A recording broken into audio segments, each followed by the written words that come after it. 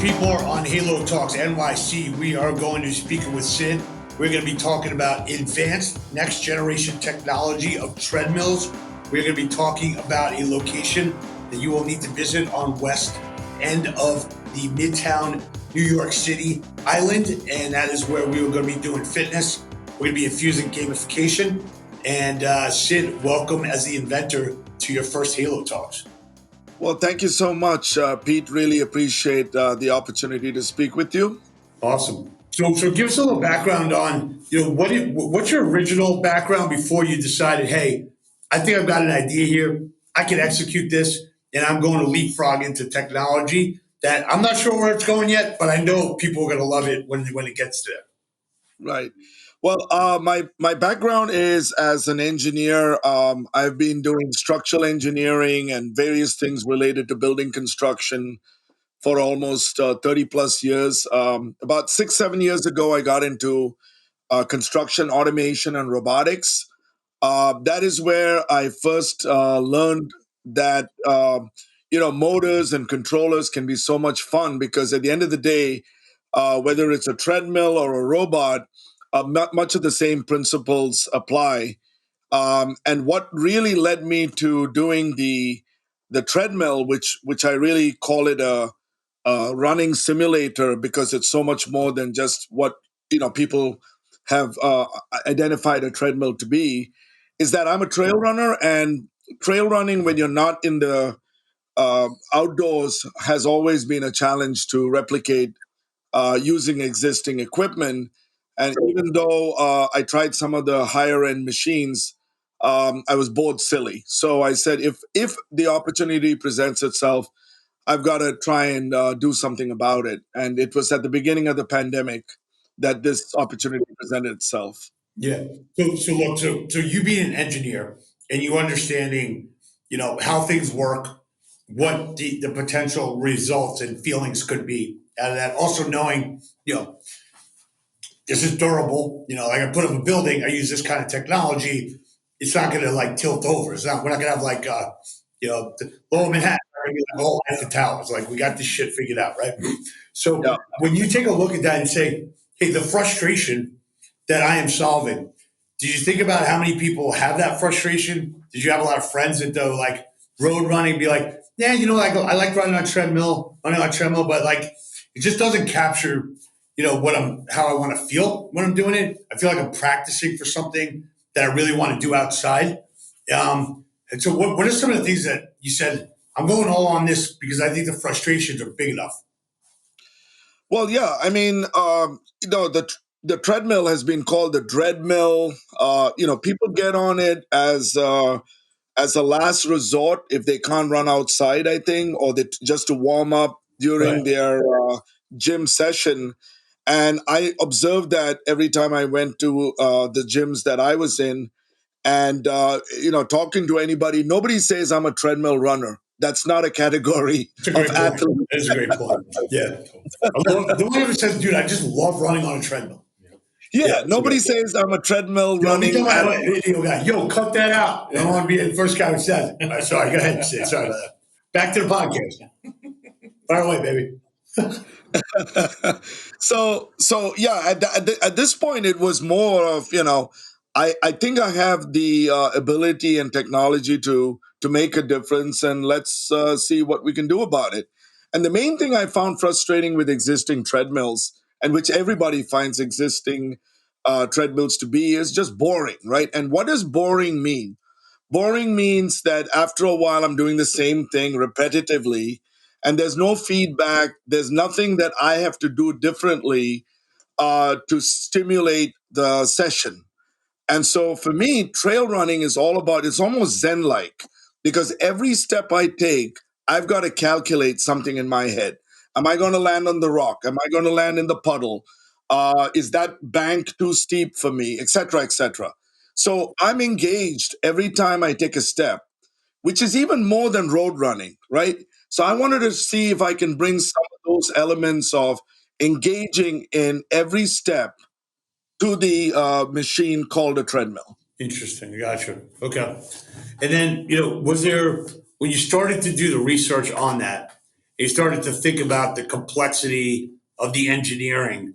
What are some, without giving away kind of like the special sauce, if you will, on how the machine works? For a layman, give me some ideas of like, look, the treadmill right now is like, you basically, the treadmill is kind of like it's a reel, right? I'm going back and forth on a gear, Yeah, and I'm putting rubber around it, and I'm treading you through. What yeah. is your technology doing that is basically replicating the ability to do that, but also what else is going on inside of the mechanics? Well, to your point, treadmills come in two flavors. One is called a belt on board. That's Belts, thank exactly you. what you described. And the other one is a slat belt. And both these machines operate, as you said, with some kind of a belt that's just basically like a conveyor belt, Yeah, yeah, uh, clearly. Yep. and that's all it is. However, all other treadmills that I've seen so far, and maybe there's a special treadmill in some lab somewhere that I haven't actually seen myself, but all these treadmills have one problem, and that they do not go up and down very quickly and fluidly, right? And so our secret sauce is that we took a belt and board, which is a standard deck, but we introduced an element of engineering so that the deck itself is inclining and declining without lifting the runner or walker on it, so that you get the feeling that you are going uphill or downhill, and all of that is synchronized with what you're seeing on the screen in front of you. So that's really the secret sauce of creating as I said, a simulation of being outside. So to talk about, so you developed this during COVID, Yep. and you've got a location that you since rebranded to your namesake, which was done by Ethan and Roger, who a lot of people know in New York City as leaders in the boutique programming side. Um, Right. Talk about when you developed the prototype.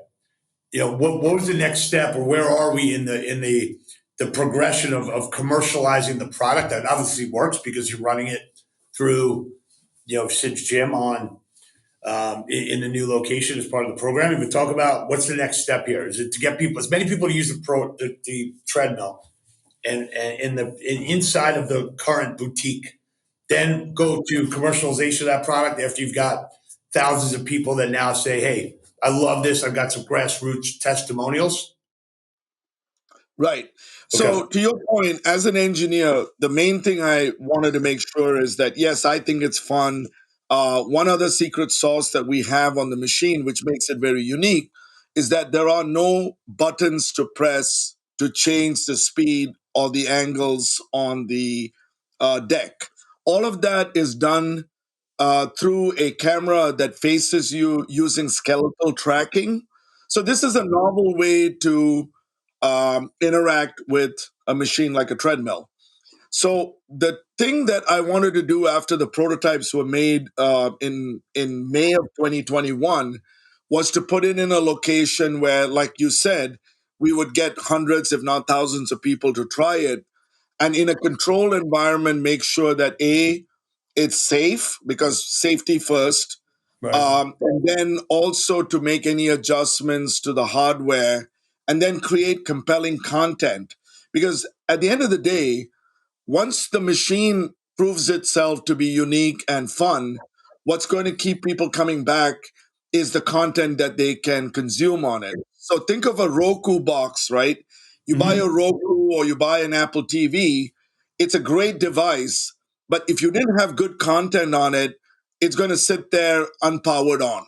So Right. we wanted to make sure that our hardware was supported by an equal vision in terms of the content that we can give to the consumer. So opening up Rome 149, which was the name of the place, in April of 2022, was my way of saying, look, I like it. Let's see if other people like it, Mm-hmm. in order to make a business out of it. Right. So my plan B was, if it turned out that it was too much of a niche product or not enough traction, was to run out my lease, which was 5 years, and have fun doing it, because I thought it was a great machine. Right, So right. that was Understood. plan B. But luckily, as we got into it, we got a lot of great press. We were on Daily Beast and Business Insider. We did a Channel 11 newscast with Ben Aaron. That was a live show in the morning. And then last year, we were on the Wall Street Journal's Future of Everything festival that took place in Lower Manhattan. So the exposure and the press that we got is what is now fueling the next step of the progression, which is that we have a machine that A is durable, it's easy to maintain, it's safe, and now we're trying to get to the mass production so that we can start distributing this to other operators that would be interested in this concept. Interesting. When you take a look at your reference to Roku and your reference to Apple TV, are you in a position where other people could create programs to put onto the treadmill Yes, as their own developers, like open developers? yes. Yes, in fact, that is the ultimate goal. Currently, we have our own content creators, Yep. and we have made a number of types of content. We have games that kids can play. We want to have a nostalgia series where we can take people into a town on an era. Let's say you're from South Jersey, and or your father or your grandfather took you down a boardwalk from the '60s. Well, we're trying to create those type of immersive experiences because at the end of the day, what this system allows us to do is not only create the terrain accurately, but to bring in content that's either games or places that you'd like to run in or Gotcha. visit from a so that is but to your point, um, can we develop all the content that people will want? I think that might be a lofty goal. And so, in order to make it an open platform, we've been in touch with at least one company that makes the game that people might know, Temple Run. Uh-huh. And we've had some conversations with them about having their product come on to our machine. And when we are a little further along, we want to reach out to other companies because we will open up an API so that if you have an existing game that people love to play, imagine being able to play that very same game while you're moving and in an experiential type of environment. So it is going to be a platform system. That is the goal. Before we move on, do I look like I'm from South Jersey? Do I? Do I look like I'm from South Jersey? Come on. That's it. From Strong Island, baby. Anyway, I like the analogy of running on the boardwalk, though. It's divine. Let's go from here to the next phase. How you're an engineer, you always look like you're always looking at. Okay, I got to make sure that this is the highest quality, most durable, most advanced technology product that I can create. At the same time, I've got cost considerations. I got what will the market bear. So how does this product fall into? I've got a Woodway. I've got a Matrix. In this category right now. How do you price this product? And obviously we're going to mass produce this at some point, so we'll get economies of scale. But where do you want the price point of this to come out? Not just from marketing it and getting the right margin, but also you get what you pay for, right? So Right. if you want to buy a $9,000 Woodray, you're not going to have a maintenance guy in your house or your studio anytime soon. If you buy a cheap treadmill off of the internet, good luck assembling it and making sure that belt actually, can last 100 miles. Right. So where does So this fall in the price point? So the price point will fall between those two names that you mentioned. Right. But we don't look at this product as something that is a cost to the user. We see it as something that will have a profit center model and a return on investment. And you ask me, how can we do that? What we can do with this product is we can have a lot of customization, like virtual races. You've Hmm. been to the studio. All the machines are networked, So you can have a virtual 5K not only between all the machines in the gym, but across the world. And Mhm. those type of competitions could be paid for. You can have a $10 fee for entrance. You can give away prizes. So we see a model similar to what an arcade unit in Dave and Buster's would do, Yeah. which is where you have a pay-per-view or a paid system in order to return money to the operator. So it will both serve as a base unit, but Okay. it can also bring in additional revenue. So I think that from a pricing point of view, the good thing that we did, if you'll indulge me for a Yeah, second please. I on want to think through this. right? Go ahead. So the good thing we did is we didn't make this thing complex. The beauty about it is how simple it is, and Hmm. we are using a lot of off the shelf parts, and the manufacturer we chose, they've been in business a long time, so they didn't see this as something, oh my god, how are we going to build this? And therefore, when it comes to the cost, I think we're being very cost effective. It's Yeah. also a modular unit, so that obsolescence is something that we're trying to get rid of, so that if there's a better display system or some other thing that comes along in 2 years, the operators can upgrade their existing units without having to throw out the entire Yeah. treadmill. So we have a value proposition that is second to none when it comes to what this machine will do for the operator.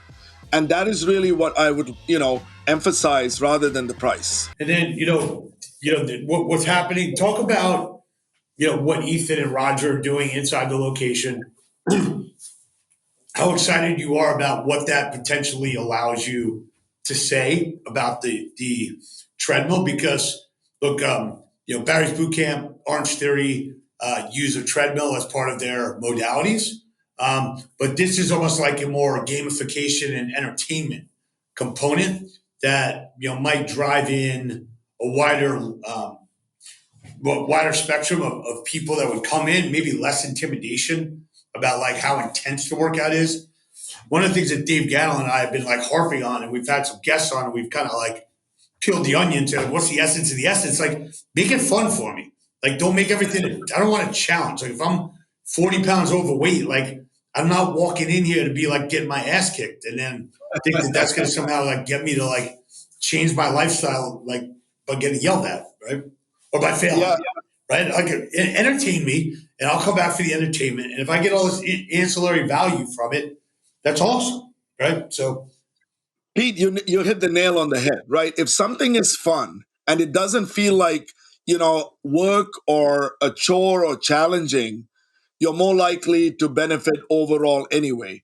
And so that is, it's a theater of the mind. I don't even call it a treadmill. I call it a theater of the mind, because what's happening is that, especially the way Ethan and Roger and I are, working together, we want to create experiences. The parent company of this product is called Experience, XPRNC, okay. and that's really what we're in the business of experience. Because if you ask somebody, have you led a rich life? What does a rich life mean to somebody that doesn't have a lot of money, or somebody that has a lot of money? It All right. means, how many experiences have you had? If you've never moved out of South Jersey or Long Island your entire life, the Obviously, not talking chance, about me, but yeah, hypothetically. Yeah. right, hypothetically, Yeah. Okay. Yeah. Keep going. you haven't really experienced the entire world.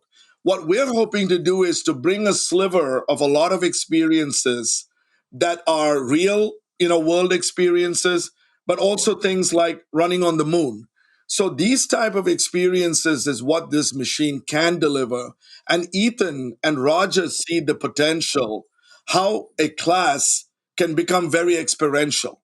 People, throw these buzzwords around: connected fitness, experience, this and that. But I think our package can actually deliver it in a gym setting where you get the physicality of an instructor, but you also get the mind blowing experience of being on a place that, wow, you've never seen. And we're bringing it to you in a digital format.